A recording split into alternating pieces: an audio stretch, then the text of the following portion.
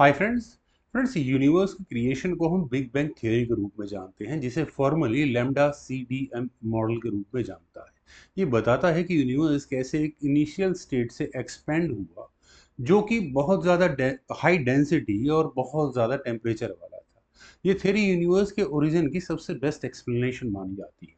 इसके लिए एक फॉर्मल थियोरेटिकल मॉडल है, जिसे ऑब्जर्वेशन से कह सकते हैं कि वो सपोर्ट भी करती है उसे, और कॉस्मोलॉजिस्ट इससे काफ़ी अच्छे से समझते हैं। लेकिन यह समझना मुश्किल है कि बिग बैंग के पहले क्या हुआ था।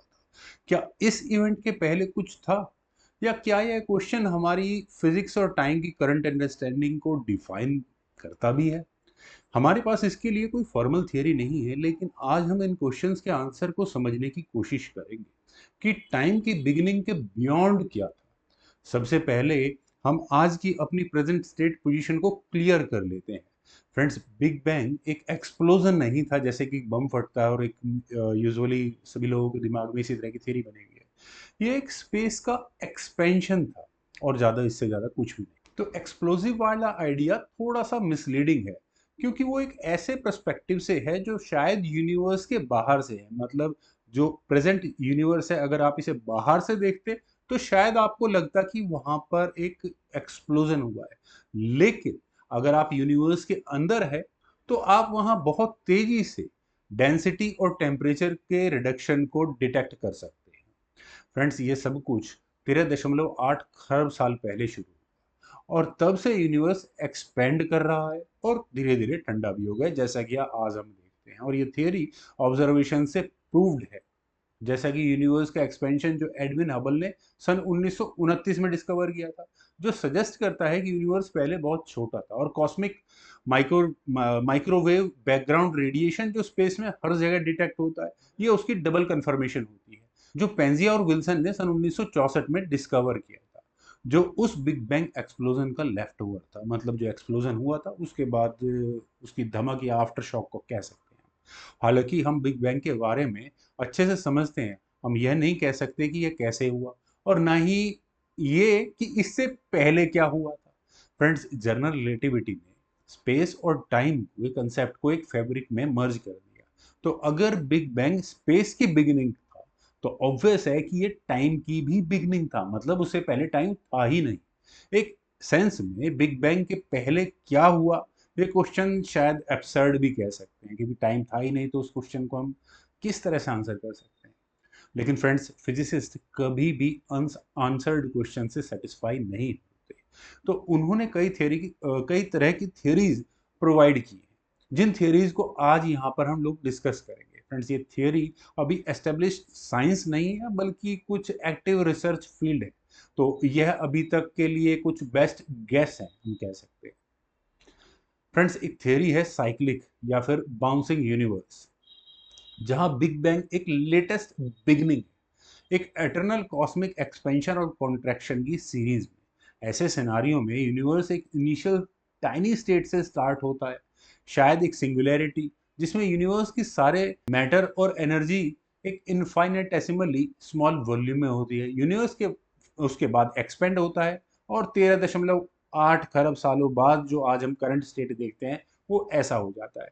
और शायद खरबों खरब साल तक ये एक्सपेंड होता रहे, और फिर शायद कभी एक पॉइंट ऐसा आए जब ये कॉन्ट्रैक्ट होना शुरू हो जाए, और एक लॉन्ग पीरियड के लिए धीरे धीरे ये टाइनी होता रहे, और धीरे धीरे सिंगुलैरिटी में सिमट जाए, और फिर दोबारा वही सिंगुलैरिटी एक्सपेंड होकर दोबारा एक नए यूनिवर्स का निर्माण करे।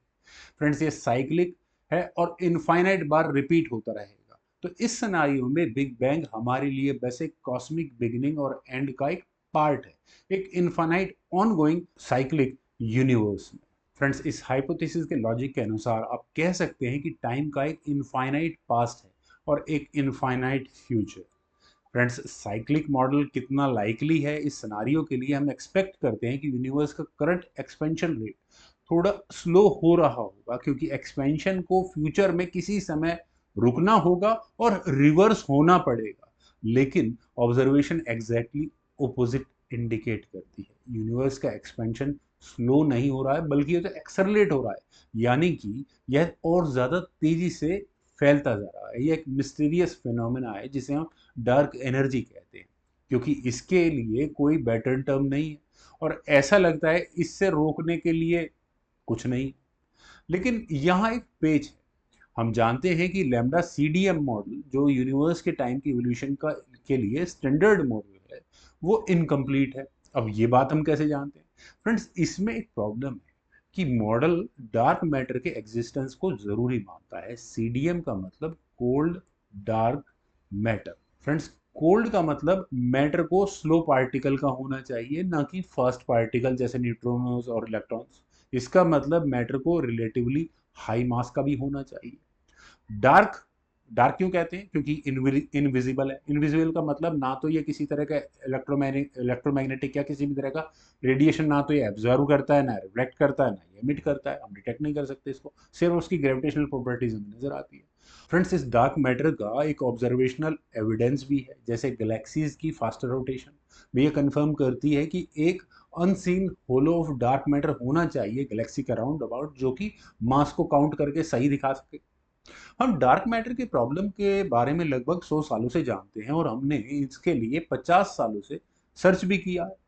अब तक हमने कुछ ज़्यादा खास पाया नहीं है। अगर हम इसे नहीं पता लगा पाते या हमें पता चले कि डार्क मैटर एग्जिस्ट करता ही नहीं है, तो पूरा सीडीएम मॉडल का कबाड़ा हो जाएगा बेचारे का। और यह कबाड़ है तो पॉसिबल है कि किसी और मॉडल के आधार पे यूनिवर्स फ्यूचर में जाकर हो सकता है कोलैप्स हो जाए, जो अभी तक थियराइज ना हुआ हो।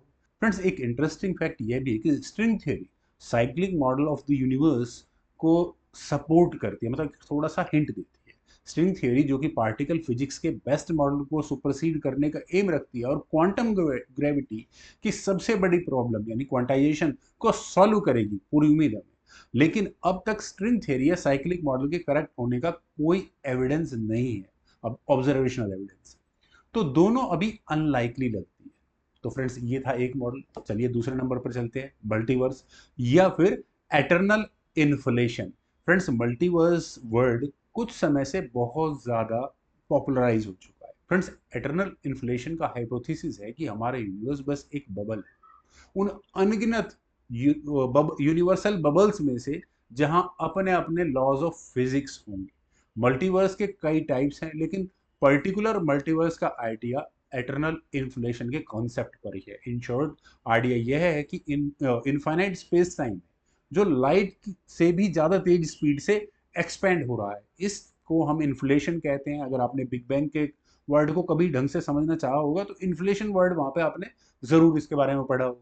इन्फ्लेशन को कुछ कह सकते हैं कि ऐसे काम करता है कि हमारे यूनिवर्स में बिग बैंग के बाद बहुत ही शॉर्ट पीरियड पीरियड के लिए, शायद 10⁻⁻36 सेकेंड के लिए, बस इतने से छोटे टाइम के लिए यूनिवर्स एक्सपेंड हुआ। कितना? 10⁻78 टाइम्स एक्सपेंड हो गया। इन्फ्लेशन के एविडेंस है कि हमारा यूनिवर्स काफी हद तक होमोजीनियस लगता है, मतलब कि ये हर जगह स्पेस ऑलमोस्ट सेम लगता है, ज्योमेट्रिकली फ्लैट भी। अब ज्योमेट्रिकली फ्लैट क्या होता है फ्रेंड्स, इसके लिए मैं कभी ना कभी और वीडियो बनाऊंगा, उसमें जरूर समझाऊंगा कि geometrically flat about this universe हम किस तरह से समझ सकते हैं। इन्फ्लेशन इतने शॉर्ट टाइम के लिए क्यों हुआ पता नहीं, शायद ऑब्जर्वेबल यूनिवर्स के बाहर के स्केल्स पर यूनिवर्स इतना होमोजीनियस ना हो जितना हमें अंदर ऑब्जर्वेबल यूनिवर्स में नजर आता है। फ्रेंड्स, क्वांटम मैकेनिक्स की वजह से हमेशा कुछ रेंडमनेस होती है, तो यह पॉसिबल है कि इन्फ्लेशन थोड़ा ज़्यादा या कम टाइम तक चले। यूनिवर्स के अलग अलग पार्ट्स में भी 1980 में पॉल स्टेनहार्ट, एंड्री लिंदे और अलेक्जेंडर वेल्किन ने रियलाइज किया कि exponential expansion of cosmic inflation यह हमारे यूनिवर्स में रुक गया है, वह भी बिना एंड करे। लेकिन इन्फ्लेशन फ्रेंड्स बिना एंड के चल सकता है यूनिवर्स के उन पार्ट्स में जो अभी हम नहीं देख पाते। और अगर यह केस है तो जो यूनिवर्स हम जानते हैं वह सब जो एग्जिस्ट करता है उसका बहुत सा छोटा सा हिस्सा हो सकता है, मतलब जितना यूनिवर्स एक्चुअल में है, जिस ऑब्जर्वेबल यूनिवर्स की हम बात कर रहे हैं वो उसका बहुत छोटा सा हिस्सा हो। तो फ्रेंड्स, यहाँ एक मजेदार बात है कि मान लीजिए स्पेस एक्सपोनेंशियली एक्सपेंड हुआ, मान लेते हैं कि 10⁻78 टाइम्स, और एक एटर्नल यूनिवर्स के पार्ट में रुक गया, मतलब एक छोटे से हिस्से में वो जाकर रुक गया। ये हमारा यूनिवर्स हो सकता है या कोई आर्बिट्रेरी यूनिवर्स, लेकिन यह एक बबल बन गया होगा। लेकिन फ्रेंड्स स्पेस में फिर भी एक्सपेंशन होता रहा और 10⁻32 सेकंड्स के बाद यह एक और बबल यूनिवर्स बन गया। अब हमारे पास दो यूनिवर्स है, लेकिन इनके बीच का स्पेस एक्सपोनेंशियली एक्सपेंड करता रहेगा।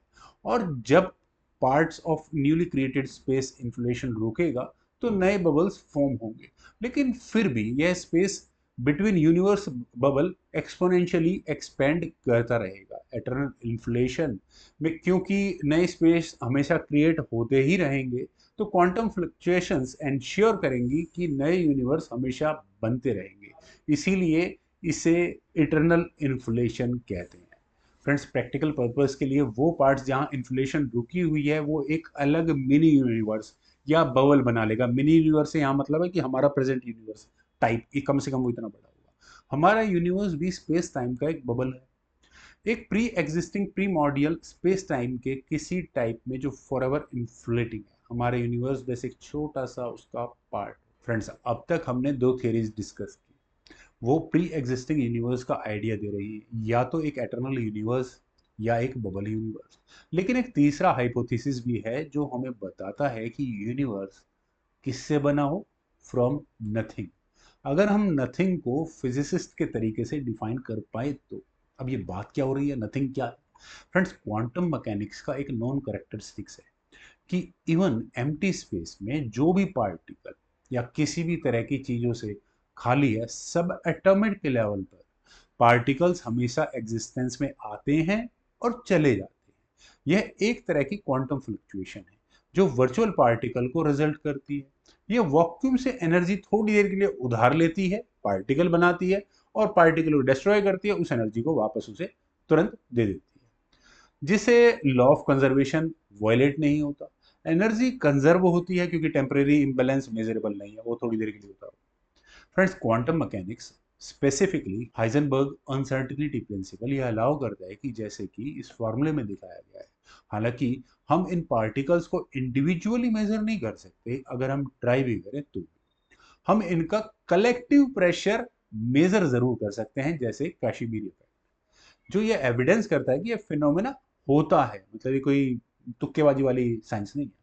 कॉस्मोलॉजिस्ट ने स्पेकुलेट किया कि इवन यूनिवर्स में जहां कोई मैटर, स्पेस या इवन टाइम भी नहीं हो, अगर क्वांटम मैकेनिक्स के लॉ एग्जिस्ट करते हैं तो स्पेस टाइम खुद ही एक क्वांटम फ्लक्चुएशन से अमर्ज हो सकता है। स्पेस टाइम का मतलब यूनिवर्स की बात कर रहा हूं मैं यहाँ। या अब ये कैसे पॉसिबल है? वेल, क्वांटम मैकेनिक्स में जो भी चीज कंजर्वेशन ऑफ लॉ से फॉरबिडन नहीं होती वो कुछ फाइनाइट प्रोबेबिलिटी के साथ होती है। अगर हम एक ऐसे क्लोज्ड यूनिवर्स में है, जैसे कि एक स्फीयर क्लोज्ड यूनिवर्स है, तो मैटर की पॉजिटिव एनर्जी ग्रेविटी की नेगेटिव एनर्जी से परफेक्टली बैलेंस होगी। इसे समझने के लिए आप ऐसे समझे कि यूनिवर्स में एक पॉजिटिवली चार्ज है जो परफेक्टली नेगेटिवली चार्ज के साथ बैलेंस होता है। मतलब यूनिवर्स का ओवरऑल चार्ज न्यूट्रल हो जाता है। जैसे वर्चुअल पार्टिकल्स आते हैं और चले जाते हैं बिना कुछ करे, बिना लॉ ऑफ कंजर्वेशन को वायलेट किए। फ्रेंड्स क्वांटम फ्लक्चुएशन की वजह से एक छोटी से एम्प्टी स्पेस में भी एग्जिस्टेंस में आ सकता है, क्योंकि टाइम स्पेस से कनेक्टेड है। अब टाइम भी इस न्यूक्लिएशन के साथ आएगा जब यह होता है कि दो पॉसिबिलिटीज हैं। अगर यह स्पेस का बबल रैपिडली एक्सपेंड नहीं होता, यह बिल्कुल इंस्टेंटली डिसअपियर हो जाता है, मतलब थोड़ी देर के लिए एक छोटा सा यूनिवर्स बना और वापस गायब हो गया, बिल्कुल उसी तरह से जैसे वर्चुअल पार्टिकल्स अपने आप बन रहे थे और गायब हो रहे थे। लेकिन अगर यह बबल बहुत क्विकली, इन्फ्लेशन को याद कीजिएगा, एक्सपेंड कर सकता है, तो एक यूनिवर्स के क्रिएट होने की पॉसिबिलिटी है जो इरिवर्सिबल होगा, क्योंकि साइज बड़ा हो चुका है। 2013 में एक साइंटिफिक पेपर पब्लिश हुआ जो कि तीन चाइनीज साइंटिस्ट थे, उन्होंने लिखा था। उसका टाइटल था spontaneous creation of universe from nothing, जो इस मॉडल के होने का मैथमेटिकल प्रूफ दिखाता है। जैसे मैंने शुरू में कहा ना कि इस मॉडल का एक मैथमेटिकल प्रूफ भी है। आइडिया ये है कि क्वांटम फ्लक्चुएशन नॉर्मली मेजर नहीं की जा सकती, लेकिन कुछ कंडीशन में इन्फ्लेशन स्ट्रॉन्ग फ्लक्चुएशन फॉर्म कर सकती है जो मेटेरियलाइज होती है। एसेंशियली अगर आप मान लें कि आपके पास डाइस है और डाइस को आप कंटिन्यूसली रोल करते ही रहते हैं, तो कभी ना कभी तो एक उसमें आएगा ही। तो ठीक इसी तरह से फ्रेंड्स इस केस में बिग बैंग के पहले क्या वो सच में नथिंग होगा, क्वांटम मैकेनिक्स वाला नथिंग, दूसरे शब्दों में अगर ये थ्योरी सही है तो इसमें कोई रीजन नहीं है कि यह एक बार हुआ हो, या ऐसा कोई रीजन नहीं है कि मल्टीपल बार ना हुआ हो। फ्रेंड्स, पहले दो हाइपोथेसिस के कंपैरिजन में हम शायद अकेले ना हो, दूसरे यूनिवर्स भी हो सकते हैं जो सेम तरीके से फॉर्म हुए हो। अगर आप नोटिस करेंगे तो यह भी आइडिया हमारे यूनिवर्स को पर्टिकुलरली यूनिक या स्पेशल नहीं बनाता। मतलब एक यूनिवर्स में होने वाली, यूनिवर्स का बनना यूनिवर्स में होने वाली एक आम घटना है। फ्रेंड्स, अब तक आप ये समझ गए होंगे कि यूनिवर्स का बनना, इस ग्रेटर यूनिवर्स मतलब ग्रेटर एक्सपेंशन ऑफ स्पेस में एक छोटे से यूनिवर्स का बनना कोई बहुत बड़ी घटना नहीं है। तो मतलब यूनिवर्स का होना कोई हमें कोई बहुत स्पेशल नहीं बनाती है। और ये बात तो हम समझ चुके हैं कि यूनिवर्स में, हमारा यूनिवर्स एक बबल भर है, मल्टीवर्स के कंसेप्ट में बात करें तो ये जो करंट बबल है friends, infinity of all the multiverses, all the multiple universes. Friends, हमसे पता नहीं कितने यूनिवर्सेस पहले बने होंगे और पता नहीं कितने यूनिवर्सेस बाद में बनाए होंगे। फ्रेंड्स, क्या हम इस बात का आंसर दे सकते हैं? प्रॉब्लम यह है कि हमारे current understanding of physics singularity पर आकर ब्रेक डाउन हो जाती है। हमारा जितना मैथमेटिक्स है वो ब्लैक होल के इवेंट होराइजन पर जाकर रुक जाता है, सिंगुलैरिटी तक पहुंच ही नहीं पाता। फ्रेंड्स, जो बिग बैंग के पहले का मोमेंट है वो सिंगुलैरिटी के बियॉन्ड है। हमारी थियरीज अभी इसके बारे में कुछ नहीं बताती। लॉज ऑफ फिजिक्स जैसा कि हम जानते हैं वहाँ अप्लाई नहीं होता। यह एक इंफॉर्मेशनल बाउंड्री है। फ्रेंड्स, इस बाउंड्री को ब्रेक करने के लिए हमें नई थियरीज जैसे क्वांटम ग्रेविटी, इन चीज़ों को समझना होगा जो आने वाले समय पे ज़रूर सिंगुलैरिटी या यूनिवर्स की क्रिएशन पर रोशनी डालेंगे। तो हम श्योरली नहीं जानते कि बिग बैंग से पहले क्या था, लेकिन यह जिज्ञासा ही है जो हमें यहाँ तक ले आई है। साइंटिस्ट, फिलोसफर्स के लिए अभी बहुत कुछ करना बाकी है। हर एक अनआंसर्ड क्वेश्चन के लिए बस हम एक कदम की दूरी